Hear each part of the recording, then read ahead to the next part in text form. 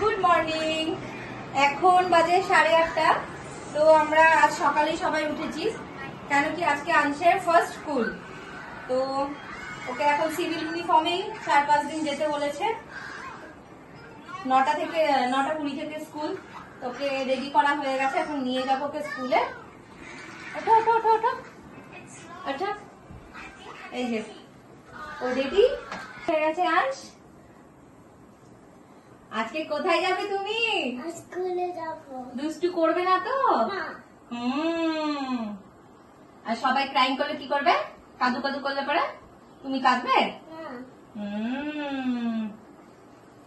চলো রেডি স্কুলে একদম যাবে। আজকে তো বেশিক্ষণের না, কিছুক্ষণের মানে ক্লাস হবে না, ইন্ট্রোডাকশন করাবে যে এটা স্কুল, এটা টিচার, এটা আন্টি, সবকিছু ইন্ট্রোডাকশন হবে।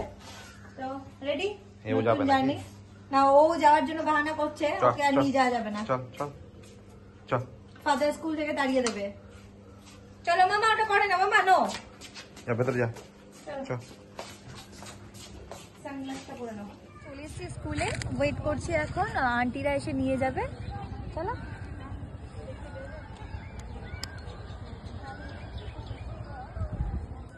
ঘন্টা পড়লো, বাচ্চাগুলোকে বললো ওদের ক্লাসরুমের মধ্যে দিয়ে দিতে, মানে ওই গেটের ওখানে আন্টিরা নিয়ে নেবে। তো আমরা সব প্যারেন্টসরা বাচ্চাগুলোকে ওখানে দিয়ে দিচ্ছি, আর প্রত্যেকটা বাচ্চা কাঁদছে। আমার আন্স একটুও কাঁদেনি, সবাইকে কাঁদা দেখেও চুপ করে বসেছিল। দেখো আন্টিরা কিভাবে নিয়ে নিচ্ছে বাচ্চাদেরকে কেয়ার করে। যদি আমার এই ভিডিওগুলো ভালো লেগে থাকে তাহলে একটা লাইক সাবস্ক্রাইব করে দেবে।